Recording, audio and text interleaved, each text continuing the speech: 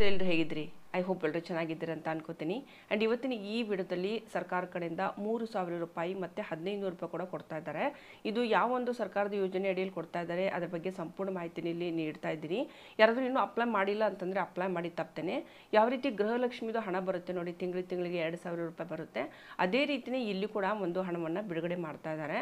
So ಯಾರಾದರೂ apply ಮಾಡಿದ್ದೀವಿ ಇವಾಗ ನಾವು, ಬಟ್ ಆದರೆ ನಮ್ಗೆ ಇನ್ನೂ ಇವಾಗಿನ ಹಣ ಬಂದಿಲ್ಲ ಅಂತಂದರೆ ಸೊ ಅದ್ರ ಬಗ್ಗೆ ಕೂಡ ಇಲ್ಲಿ ಅಪ್ಡೇಟ್ನ ನಾನು ಈ ವಿಡಿಯೋದಲ್ಲೇ ತಿಳಿಸ್ಕೊಡ್ತಾ ಇದ್ದೀನಿ. ಸೊ ಇಂಟ್ರೆಸ್ಟ್ ಇರೋರು ಎಲ್ಲಿ ಹೋಗಿ ಹೇಗೆ ಅಪ್ಲೈ ಮಾಡಬೇಕು ಅದ್ರ ಬಗ್ಗೆ ಇಲ್ಲಿ ಸಂಪೂರ್ಣ ಮಾಹಿತಿನ ತಿಳಿಸ್ತಾ ಇದ್ದೀನಿ. ಸೊ ಅದಕ್ಕಿಂತ ಮುಂಚೆ ಯಾರಾದರೂ ಹೊಸಬರು ನನ್ನ ಚಾನಲ್ ನೋಡ್ತಾ ಇದ್ದೀರಿ, ಇನ್ನೂ ಈ ಚಾನಲ್ಗೆ ಸಬ್ಸ್ಕ್ರೈಬ್ ಮಾಡ್ಕೊಂಡಿಲ್ಲ ಅಂದರೆ ಸಬ್ಸ್ಕ್ರೈಬ್ ಮಾಡ್ಕೊಂಡು ಬೆಲ್ ಐಕನ್ ಪ್ರೆಸ್ ಮಾಡ್ಕೊಳ್ಳಿ. ತಪ್ಪದೇ ಇದು ಫ್ರೀ ಆಗಿರುತ್ತೆ. ಹೊಸ ಹೊಸ ವೀಡಿಯೋಸ್ಗಳು ನಾನು ಹಾಕಿದಾಗ ನಿಮಗೊಂದು ನೋಟಿಫಿಕೇಶನ್ ಬರುತ್ತೆ. ಸೊ ಅವಾಗ ನೀವು ಆ ವಿಡಿಯೋನ ನೋಡ್ಬೋದು. ಸೊ ಸ್ಟಾರ್ಟ್ ಮಾಡೋಣ. ಒಂದು ಯೋಜನೆ ಅಡಿಯಲ್ಲಿ ಮುಖ್ಯವಾಗಿ ರಾಜ್ಯ ಸರ್ಕಾರ ಕೊಡ್ತಾ ಇರುವಂಥದ್ದು ಇದು ಹಣ. ಸೊ ಇದು ಯಾಕೆ ಕೊಡ್ತಾ ಇದ್ದಾರೆ ಅಂತಂದರೆ, ಯಾರ್ಯಾರಿಗೆ ಇವಾಗ ಜಾಬ್ ಹುಡುಕ್ತಾ ಇದ್ದೀವಿ ಬಟ್ ಜಾಬ್ ಸಿಗ್ತಾ ಇಲ್ಲ ಅಂತ ಅಂದ್ಕೊಳ್ಳೋಣ, ಮನೇಲಿ ತುಂಬಾ ಕಷ್ಟ ಇರುತ್ತೆ. ಸೊ ಅಂಥ ಒಂದು ಬಡ ಕುಟುಂಬ ಒಂದು ಪೋಷಣೆ ಮಾಡೋದಕ್ಕೋಸ್ಕರ ಒಂದು ಆರ್ಥಿಕ ನೆರವನ್ನು ಸರ್ಕಾರ ಕೊಡ್ತಾ ಇದೆ. 3,000 ಮತ್ತು 1,500 ರೂಪಾಯಿ ಕೊಡ್ತಾ ಇರುವಂಥದ್ದು. ಸೊ ಇದು ಎಲ್ಲಿವರೆಗೂ ಕೊಡ್ತಾರೆ, ಎಷ್ಟು ವರ್ಷ ಕೊಡ್ತಾರೆ ಅಂತ, ಯಾಕಂದರೆ ಇವಾಗ ಗೃಹಲಕ್ಷ್ಮಿ ಬಗ್ಗೆ ನಾವು ಕಂಪೇರ್ ಮಾಡಿದರೆ ಸೊ ಇವಾಗ ಅದು ಕಂಟಿನ್ಯೂಸ್ ಆಗಿ ಕೊಡ್ತಾನೆ ಇದ್ದಾರೆ. ಒಂದು 2-3 ಅಂದರೆ ಇವಾಗ ವರ್ಷ ಬರ್ತಾ ಇದೆ. ಅದು ಇವಾಗ ನಿರ್ಧಾರ ಇಲ್ಲ, ಸರ್ಕಾರ ಇರುವವರೆಗೂ ಆ ಒಂದು ಯೋಜನೆ ನಡೀತಾನೆ ಇದೆ. ಸೊ ಬರ್ತಾನೆ ಇರುತ್ತೆ.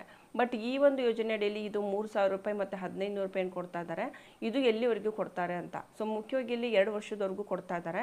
2 ವರ್ಷದ ಒಳಗಡೆ ನೀವು ಕೆಲಸವನ್ನು ಹುಡ್ಕೋಬೇಕು. ಅಲ್ಲಿವರೆಗೂ ಅವ್ರು ಏನು ಮಾಡ್ತಾರೆ ಅಂದರೆ ನಿಮಗೆ ಮನೆಗೆ ಸ್ವಲ್ಪ ಹೆಲ್ಪ್ ಆಗಲಿ ಅಂತ ಹೇಳಿ ಈ ಒಂದು ಹಣವನ್ನು ನೀಡ್ತಾ ಇದ್ದಾರೆ. ಆ್ಯಂಡ್ ಯಾರ್ಯಾರ್ದು ಒಂದು ಅಭ್ಯರ್ಥಿ ಅಪ್ಲೈ ಮಾಡಿರ್ತಾರೆ ಅವ್ರದ್ದೊಂದು ಏನು ಅಪ್ಲಿಕೇಶನ್ ಫಾರ್ಮು ಸೆಲೆಕ್ಟ್ ಆಗುತ್ತೆ, ಅದನಂತರ DBT ಮೂಲಕ ಬ್ಯಾಂಕ್ ಖಾತೆಗೆ ಪ್ರತಿ ತಿಂಗಳು ಈ ಹಣ ಬಂದು ಸೇರುತ್ತೆ.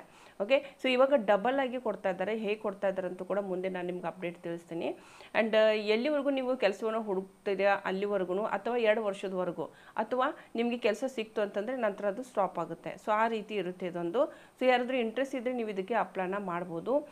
ಸೊ ಇಲ್ಲಿ ಯಾವ ಯೋಜನೆ ಹೇಗೆ ಅಪ್ಲೈ ಮಾಡಬೇಕು ಅನ್ನೋದನ್ನು ನಾನು ನಿಮಗೆ ಸ್ವತಃ ತೋರಿಸ್ತೀನಿ ಹೇಳ್ತೀನಿ. ಸೊ ಹೇಗೆ ಅಪ್ಲೈ ಮಾಡಬೇಕು ಅಂತ, ಮತ್ತು ಇಲ್ಲಿ ಮೇನ್ ಅಂತಂದರೆ ಇಲ್ಲಿ ಏನೇನು ಅಪ್ಲೈ ಮಾಡುವಾಗ ಏನೇನು ಬೇಕಾಗುತ್ತೆ ಸೊ ಅದ್ರ ಬಗ್ಗೆ ಎಲ್ಲ ನಾನು ನಿಮಗೆ ಇಲ್ಲಿ ಮಾಹಿತಿನ ತಿಳಿಸ್ತಾ ಇದ್ದೇನೆ. ಅಂದರೆ ಅರ್ಹತೆ ಏನೇನು ಇರಬೇಕು ಅಂತ. ಓಕೆನಾ. ಇಲ್ಲಿ ನೀವು ನೋಡ್ತಾ ಇರ್ಬೋದು, ಕರ್ನಾಟಕ ಸರ್ಕಾರ ನಿರುದ್ಯೋಗಿ ಯುವಕರಿಗೆ ಅನುಕೂಲವಾಗುವಂತೆ ಯುವ ನಿಧಿ ಯೋಜನೆಯನ್ನು ಕರ್ನಾಟಕದಲ್ಲಿ ಪ್ರಾರಂಭಿಸಿದೆ. ಯುವ ನಿಧಿ ಬಗ್ಗೆ ನಿಮ್ಮ ಯಾರಿಗೂ ಗೊತ್ತಿಲ್ಲ ಮತ್ತು ಹೇಗೆ ಅಪ್ಲೈ ಮಾಡೋದು ಗೊತ್ತಿಲ್ಲ ಅಂತಂದರೆ ಸೊ ಇದರಲ್ಲಿ ಹೇಳ್ತೀನಿ ನಾನು ನಿಮಗೆ. ಈ ಯೋಜನೆ ಅಡಿಯಲ್ಲಿ ರಾಜ್ಯದಲ್ಲಿರುವಂಥ ವಿದ್ಯಾವಂತ ನಿರುದ್ಯೋಗಿ ಯುವಕರಿಗೆ ಸರ್ಕಾರ ಆರ್ಥಿಕ ನೆರವನ್ನು ನೀಡ್ತಾ ಇದೆ ಸ್ನೇಹಿತರೆ. ಸೊ ಯಾರಾದರೂ ಇದ್ದೀರಿ, ಜಾಬ್ ಹುಡುಕ್ತಾ ಇದ್ದೀವಿ ಅಂತಂದರೆ ಬಟ್ ಜಾಬ್ ಸಿಗ್ತಾ ಇಲ್ಲ ಅಂತಂದರೆ ಸೊ ನೀವು ಇದಕ್ಕೆ ಅಪ್ಲೈನ ಮಾಡ್ಬೋದು. ಯುವ ನಿಧಿ ಯೋಜನೆಗೆ ಅರ್ಹತೆ ಮತ್ತು ನೋಂದಣಿ ಪ್ರಕ್ರಿಯೆ ಏನಿರುತ್ತೆ, ಮತ್ತು ಅದಕ್ಕೆ ಯಾವ ರೀತಿ ಒಂದು ಹಣವನ್ನು ನೀಡ್ತಾರೆ ಮತ್ತು ಏನೇನು ದಾಖಲೆಗಳು ಬೇಕು ಅನ್ನೋದನ್ನು ನಾನು ಇಲ್ಲಿ ತಿಳಿಸ್ತಾ ಇದ್ದೀನಿ. ಸೊ ಮೇನ್ ಅಂತಂದರೆ ಹೇಳಬೇಕು ಅಂತಂದರೆ, ಈ ಒಂದು ಯೋಜನೆ ಬಗ್ಗೆ ನಾನು ಹೇಳೋದಾದರೆ, ಕರ್ನಾಟಕದಲ್ಲಿ ಯುವ ನಿಧಿ ಯೋಜನೆಯು ರಾಜ್ಯದ ಯುವಕರಿಗೆ ಆರ್ಥಿಕ ಭದ್ರತೆಯನ್ನು ಒದಗಿಸುವ ಸಲುವಾಗಿ ಸ್ಟಾರ್ಟ್ ಮಾಡಿರುವಂಥದ್ದು. ವಿದ್ಯಾವಂತ ನಿರುದ್ಯೋಗಿ ಯುವಕರು ತಮ್ಮ ಕುಟುಂಬವನ್ನು ಪೋಷಿಸಲು ಮಾಸಿಕ ಒಂದು ಆರ್ಥಿಕ ಸಹಾಯವನ್ನು ನೀಡ್ತಾ ಇದ್ದಾರೆ ಇವರು.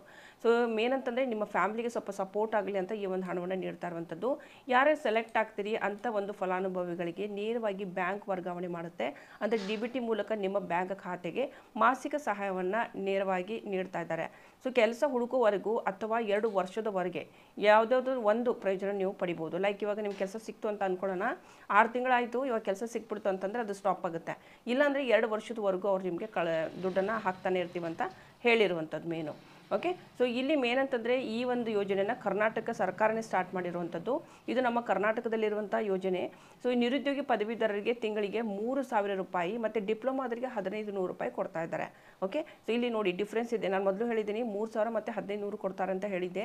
ಸೊ ಯಾರೇ ಡಿಗ್ರಿ ಕಂಪ್ಲೀಟ್ ಮಾಡಿದರೆ ಅವರಿಗೆ 3,000 ಕೊಡ್ತಾ ಇದ್ದಾರೆ, ಮತ್ತು ಡಿಪ್ಲೊಮಾದವರಿಗೆ 1,500 ರೂಪಾಯಿನ ಕೊಡ್ತಾ ಇದ್ದಾರೆ. ಇದು 2 ವರ್ಷದವರೆಗೂ ಮಾತ್ರ ಇರುತ್ತೆ. ಆ್ಯಂಡ್ ಇಲ್ಲಿ ಮೇನ್ ಅಂತಂದರೆ ನೀವು ಇದಕ್ಕೆ ಕರ್ನಾಟಕದ ನಿವಾಸಿಯಾಗಿರಬೇಕು, ಕರ್ನಾಟಕದಲ್ಲಿ ಇರ್ತಿರಬೇಕು. ಸೊ ಅಂಥವ್ರಿಗೆ ಮಾತ್ರ, ಅಂಥ ಯುವಕರಿಗೆ ಇದು ನೀಡ್ತಾ ಇದ್ದಾರೆ. ಆ್ಯಂಡ್ ಮೇನ್ ಅಂತಂದರೆ ನೀವು ಸೇವಾ ಸಿಂಧು ಒಂದು ಏನು ಕರ್ನಾಟಕದ ಒಂದು ಏನು ವೆಬ್ಸೈಟ್ ಇದೆ, ಸೊ ಅಲ್ಲಿ ಹೋಗ್ಬಿಟ್ಟು ನೀವು ಇದಕ್ಕೆ ಅಪ್ಲೈ ಮಾಡಬೇಕು. ಸೊ ಇದ್ರದ್ದು ನಾನು ಹೇಗೆ ಅಪ್ಲೈ ಮಾಡೋದಂತ ತೋರಿಸ್ತೀನಿ. ಸೊ ಅದಾದ ನಂತರ ಮೇನ್ ಅಂತಂದರೆ ಇಲ್ಲಿ ಏನು ನೋಡ್ಬೋದು, ಇದಲ್ಲದೆ ಈ ಒಂದು ಯೋಜನೆ ಅಡಿಯಲ್ಲಿ ಒಂದು ಸಹಾಯ ಮೊತ್ತ ಏನು ಕೊಡ್ತಾ ಇದ್ದಾರೆ ಅದ್ರ ಬಗ್ಗೆ ಹೇಳ್ತಾ ಇದ್ದೀನಿ. 2022, 23 ಮತ್ತು 24ರವರೆಗೂ ಪದವಿ ಅಥವಾ ಡಿಪ್ಲೊಮಾ ಕೋರ್ಸ್ನಲ್ಲಿ ಉತ್ತೀರ್ಣರಾದಂತಹ ವಿದ್ಯಾರ್ಥಿಗಳಿಗೆ ಇದು ನೀಡ್ತಾ ಇರುವಂಥದ್ದು ಮೇನ್ ಮುಖ್ಯವಾಗಿ. ಯಾವುದು 2022ರಿಂದ 23 ಮಧ್ಯದಲ್ಲಿ ಏನು ಡಿಗ್ರಿ ಕಂಪ್ಲೀಟ್ ಮಾಡಿರ್ತೀರಾ ಅಥವಾ 23ರಿಂದ 24 ಮಧ್ಯದಲ್ಲಿ ಯಾರು ಡಿಗ್ರಿ ಅಥವಾ ಡಿಪ್ಲೊಮಾ ಕಂಪ್ಲೀಟ್ ಮಾಡಿರ್ತೀರಾ ಅಂತ ಯುವಕರು ಇದಕ್ಕೆ ಅಪ್ಲೈನ ಮಾಡ್ಬೋದು. ನಿರುದ್ಯೋಗಿ ಪದವೀಧರಿಗೆ ತಿಂಗಳಿಗೆ 3,000 ರೂಪಾಯಿ ಇವರು ನೀಡ್ತಾ ಇದ್ದಾರೆ. ಸೊ ಇಲ್ಲಿ ನೀವು ನೋಡ್ತಾ ಇರ್ಬೋದು. ಆ್ಯಂಡ್ ಅದ್ರಲ್ಲಿ ಕೂಡ ಡಿಪ್ಲೊಮಾ ಆದವರಿಗೆ ಇವರು 1,500 ರೂಪಾಯಿನ ಕೊಡ್ತಾ ಇದ್ದಾರೆ. ಓಕೆ, ಬಟ್ ಆದರೆ ಇವಾಗ ರೀಸೆಂಟಾಗಿ ನೀವು ಪಾಸ್ಔಟ್ ಆಗಿರಬೇಕು ಅಂಥವ್ರಿಗೆ ಮಾತ್ರ. ಓಕೆ, ಯುವಕರು ಪದವಿ ಪಡೆದು 2 ವರ್ಷಗಳ ಕಾಲ ನಿರುದ್ಯೋಗಿಗಳಾಗಿದ್ದರೆ ಅಥವಾ 6 ತಿಂಗಳ ನಂತರ ನಿಮಗೆ ಈ ಒಂದು ಸರ್ಕಾರ ಈ ಒಂದು ಮೊತ್ತವನ್ನು ನೀಡುತ್ತೆ ಅಂತ ಹೇಳಿದ್ದಾರೆ. ಮೇನ್ ಮುಖ್ಯವಾಗಿ ನಿಮಗೆ ಉದ್ಯೋಗ ಸಿಕ್ಕಿಲ್ಲ ಅನ್ನೋ ಒಂದು ಕಾರಣದಲ್ಲಿ ಮಾತ್ರ 2 ವರ್ಷದವರೆಗೂ ಅವ್ರು ನಿಮ್ಗೆ ನೀಡ್ತಾರೆ. ಬಟ್ ನೀವು ಟ್ರೈ ಮಾಡಬೇಕು ಜಾಬ್ ಪಡ್ಕೊಳ್ಳೋದಕ್ಕೆ. ಓಕೆ, ಆ್ಯಂಡ್ ಮೇನ್ ಅಂದರೆ ಇಲ್ಲಿ ಅರ್ಹತೆ ಬಗ್ಗೆ ನಾವಿಲ್ಲಿ ಮಾತಾಡೋಣ. ಮೇನ್ ಇದಕ್ಕೆ ಅಪ್ಲೈ ಮಾಡೋದಕ್ಕೆ ಒಂದು ಅರ್ಹತೆ ಏನೇನು ಇರಬೇಕು ಅಂತ. ಒಂದು, ಕರ್ನಾಟಕದ ನಿವಾಸಿ ಆಗಿರಬೇಕು, ಕರ್ನಾಟಕದಲ್ಲೇ ನೀವು ನೆಲೆಸಿರಬೇಕು. ಓಕೆ, ಸೊ ಅಂಥವ್ರಿಗೆ ಇದು ಒಂದು ಅಪ್ಲೈ ಆಗುತ್ತೆ. ಅರ್ಜಿದಾರರು 2022ರಿಂದ 2023 ಮಧ್ಯದಲ್ಲಿ ಅಥವಾ 23ರಿಂದ 24 ಮಧ್ಯದಲ್ಲಿ ಶೈಕ್ಷಣಿಕ ವರ್ಷದಲ್ಲಿ ತಮ್ಮ ಪದವಿ ಅಥವಾ ಡಿಪ್ಲೊಮಾನ ಪಾಸ್ಔಟ್ ಆಗಿರಬೇಕು. ಅದಿಲ್ಲದೆ ನೀವು 2020ರಲ್ಲಿ ಪಾಸ್ಔಟ್ ಆಗಿದ್ದೀವಿ ಅಥವಾ 4 ವರ್ಷದ ಹಿಂದೆ ಆಗಿದ್ದೀವಿ ಅಂದರೆ ಬರಲ್ಲ. ರೀಸೆಂಟ್ ಆಗಿರುವಂಥ ಮಕ್ಕಳಿಗೆ ಇರುವಂಥದ್ದು. ಅರ್ಜಿದಾರರು ತಮ್ಮ ಪದವಿ ಅಥವಾ ಡಿಪ್ಲೊಮಾ ಮುಗಿದ 6 ತಿಂಗಳ ನಂತರ ಯಾವುದೇ ಉದ್ಯೋಗವನ್ನು ಹೊಂದಿರಬಾರ್ದು. ಇದಕ್ಕೆ ಮೇನು ಎಲ್ಲರೂ ಕೆಲಸ ತೊಗೊಂಡಿದ್ದೀರಿ ಮಾಡಿದ್ದೀರಿ ಅಂತಂದರೆ ಸೊ ಅಲ್ಲಿಂದ ನಿಮಗೆ ಸಿಗೋದಿಲ್ಲ. ಜಸ್ಟ್ ಪಾಸ್ಔಟ್ ಆಗಿದ್ದೀರಿ, ಸೊ ಅಲ್ಲಿಂದ ನೀವು ಏನಾದರೂ ಕೆಲಸ ಸಿಗ್ತಾ ಇಲ್ಲ ಅಂತಂದರೆ ನೀವು ಇದಕ್ಕೆ ಅಪ್ಲೈನ ಮಾಡ್ಬೋದು. ಈ ಯೋಜನೆಯ ಪ್ರಯೋಜನಗಳನ್ನು ಈಗಾಗಲೇ ಹಲವಾರು ಯೋಜನೆಗಳಲ್ಲಿ ಒಂದು ಯುವಕರಿಗೆ ಅಂದರೆ ಆಲ್ರೆಡಿ ಇವಾಗ ಸರ್ಕಾರ ಕಡೆಯಿಂದ ಸುಮಾರು ಥರದ ಒಂದು ಯೋಜನೆಗಳನ್ನು ತೊಗೊಂಬಂದಿರ್ತಾರೆ. ಅಲ್ಲಿ ಯಾವುದಾದ್ರೂ ಒಂದು ಯೋಜನೆಯಲ್ಲಿ ನೀವು ಫಲಾನುಭವಿಗಳಾಗಿದ್ದೀರಿ ಅಂತಂದರೆ ಈ ಒಂದು ಯೋಜನೆಗೆ ನೀವು ಅಪ್ಲೈ ಮಾಡೋದಕ್ಕೆ ಬರೋದಿಲ್ಲ. ಉನ್ನತ ಶಿಕ್ಷಣಕ್ಕಾಗಿ ದಾಖಲಾದ ಅರ್ಜಿದಾರರು ಮೇನ್ ಅಂತಂದರೆ ಕೆಲವರು ಒಂದು ಹೆಚ್ಚಿನ ಒಂದು ಉದ್ಯೋಗಕ್ಕಾಗಿ ಎಲ್ಲಾದರೂ ದಾಖಲು ಮಾಡಿದ್ದೀರಿ ನಿಮ್ಮ ಅರ್ಜಿನ ಅಥವಾ ಅಪ್ರೆಂಟಿಸ್ ಸಂಬಳ ಏನಾದರೂ ಪಡಿತಾ ಇದ್ದೀರಿ ಅಂತ. ಓಕೆ, ಸೊ ಎಲ್ಲಾದರೂ ವರ್ಕ್ ಮಾಡ್ತಾ ಇದ್ದೀವಿ ಇಂತಿಷ್ಟಂತ ಸ್ಟೈಫಂಡ್ ಕೊಡ್ತಾ ಇರ್ತಾರೆ. ಆ ರೀತಿ ಏನಾದರೂ ನೀವು ತೊಗೊತಾ ಇದ್ರಿ ಅಂತಂದರೆ ಸೊ ಅದಕ್ಕೂ ಕೂಡ ನಿಮಗೆ ಇದು ಅಪ್ಲೈ ಮಾಡೋದಕ್ಕೆ ಬರೋದಿಲ್ಲ. ಮತ್ತು ಖಾಸಗಿ ಅಥವಾ ಸರ್ಕಾರಿ ವಲಯದಲ್ಲಿ ಏನಾದರೂ ನೀವು ಕೆಲಸ ಮಾಡಿದ್ದೀರಿ ಅಥವಾ ಮಾಡ್ತಾ ಇದ್ದೀರಿ ಅಂದರೆ ಸೊ ನೀವು ಇದಕ್ಕೆ ಅಪ್ಲೈನ ಮಾಡೋದಕ್ಕೆ ಬರೋದಿಲ್ಲ.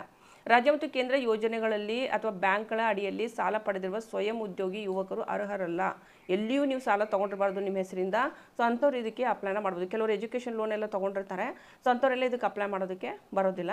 ಆ್ಯಂಡ್ ಈ ಯೋಜನೆಯ ಲಾಭ ಪಡೆಯಲು ಅರ್ಜಿದಾರರು ಬ್ಯಾಂಕ್ ಖಾತೆಗೆ ಆಧಾರ್ ಲಿಂಕನ್ನು ಮಾಡಿರಬೇಕು. ಸೊ ಅಂಥವ್ರಿಗೆ ಮಾತ್ರ ಇದು ಕೊಡ್ತೀವಂತ ಹೇಳಿರುವಂಥದ್ದು.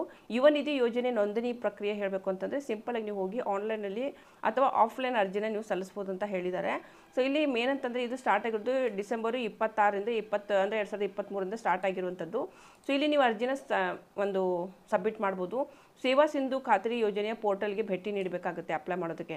ಸೇವಾ ಸಿಂಧು ವೆಬ್ಸೈಟಿಗೆ ಹೋದ್ರಿ ಅಂತಂದರೆ ಸೊ ಅಲ್ಲಿಂದ ನೀವು ಅಪ್ಲೈ ಮಾಡ್ಬೋದು. ಯುವ ನಿಧಿ ಯೋಜನೆಯ ಆಯ್ಕೆ ಮೇಲೆ ನೀವು ಕ್ಲಿಕ್ ಮಾಡಬೇಕು. ನಂತರ ಮೇನ್ ಅಂತಂದರೆ ನೀವು ಅಲ್ಲಿ ಮುಂದಿನ ಟ್ಯಾಬ್ನಲ್ಲಿ ಸರ್ವಿಸ್ ಪ್ಲಸ್ ಪೋರ್ಟಲ್ ಲಾಗಿನ್ ಮಾಡ್ಕೋಬೇಕು. ನಂತರ ನೀವು ಏನು ಮಾಡ್ಬೇಕಂದ್ರೆ ಅಲ್ಲಿ ನೀವು ನಿಮ್ಮ ಒಂದು ಪ್ರೊಫೈಲ್ನ ಎಂಟರ್ ಮಾಡಬೇಕಾಗುತ್ತೆ. ನೋಂದಣಿ ಅಂತ ಹೇಳ್ತೀವಿ, ರಿಜಿಸ್ಟ್ರೇಷನ್ ಅಂತ ಹೇಳ್ತೀವಿ. ಸೊ ಅದನ್ನೇ ನೀವು ಅಲ್ಲಿ ಕಂಪ್ಲೀಟ್ ಮಾಡ್ಕೋಬೇಕು. ಮತ್ತು ಅಗತ್ಯ ಇರುವಂಥ ಒಂದು ದಾಖಲೆಗಳನ್ನು ಒಂದು ನೀಡಿದಾಗ ನಂತರ ಒಂದು ಸಬ್ಮಿಟ್ ಅನ್ನೋ ಒಂದು ಬಟನ್ ಇರುತ್ತೆ. ಸೊ ಜಸ್ಟ್ ನೀವು ಕ್ಲಿಕ್ ಮಾಡಿದರೆ ಅಲ್ಲಿಗೆ ನಿಮ್ಮದು ಅಪ್ಲಿಕೇಶನ್ ಫಾರ್ಮ್ ಫಿಲಪ್ ಆಗುತ್ತೆ.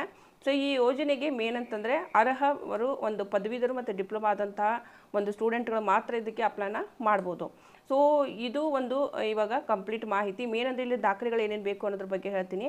ಆಧಾರ್ ಕಾರ್ಡ್ ಬೇಕಾಗುತ್ತೆ ಇದಕ್ಕೆ ಅಪ್ಲೈ ಮಾಡೋದಕ್ಕೆ. ಮತ್ತು ವಾಸಸ್ಥಳ ಮತ್ತು ವಾಸಸ್ಥಳ ಪ್ರಮಾಣ ಪತ್ರ ಅಂದರೆ ಅಡ್ರೆಸ್ ಪ್ರೂಫ್ ಬೇಕಾಗುತ್ತೆ. ಓಕೆ, ಇನ್ನೊಂದು ಆಧಾರ್ ಕಾರ್ಡ್ ಬೇಕಾಗುತ್ತೆ. ಮತ್ತು ಆದಾಯ ಪ್ರಮಾಣ ಪತ್ರ ಕೂಡ ಬೇಕಾಗುತ್ತೆ. ಆದಾಯ ಪ್ರಮಾಣ ಪತ್ರ ಕೂಡ ಇಲ್ಲಾಂದರೆ ಮಾಡಿಸ್ಬೇಕು, ಅಪ್ಡೇಟ್ ಇವಾಗಿರುವಂಥದ್ದೇ ಬೇಕಾಗುತ್ತೆ. ಆ್ಯಂಡ್ ಅದರದ್ದು ಕೂಡ ಶೈಕ್ಷಣಿಕ ಅರ್ಹತೆಯ ದಾಖಲೆಗಳು, ನೀವು ಡಿಗ್ರಿ ಓದಿದ್ದೀರಾ, ಡಿಪ್ಲೊಮಾ ಓದಿದ್ದೀರಾ, ಅದರದ್ದು ಸರ್ಟಿಫಿಕೇಟ್ ದಾಖಲೆಗಳು ಬೇಕು. ಬ್ಯಾಂಕ್ ಖಾತೆ, ಬ್ಯಾಂಕ್ ನಿಮ್ಮ ಹೆಸರಲ್ಲಿ ಇರಬೇಕು. ಬ್ಯಾಂಕ್ ಅಕೌಂಟ್ ಏನಿರುತ್ತೆ ಅದು ನಿಮ್ಮ ಹೆಸರಲ್ಲಿ ಇರಬೇಕು, ಆ್ಯಕ್ಟಿವಲ್ಲಿ ಇರಬೇಕು. ಓಕೆ, ಆ್ಯಂಡ್ ಇಲ್ಲಾಂದರೆ ನೀವು ಓಪನ್ ಮಾಡಬೇಕಾಗುತ್ತೆ.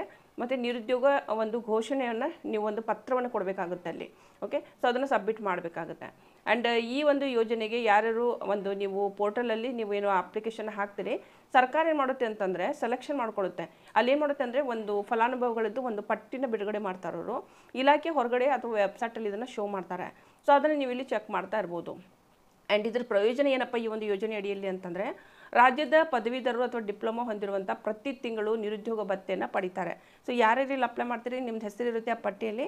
ತಿಂಗಳಿಗೆ ಪ್ರತಿ ತಿಂಗಳು 3,000 ಸಾವಿರ ಅಂತ ಬರ್ತಾ ಇರುತ್ತೆ. ಡಿಪ್ಲೊಮಾದವರಿಗೆ 1,500 ಬರ್ತಾನೆ ಇರುತ್ತೆ.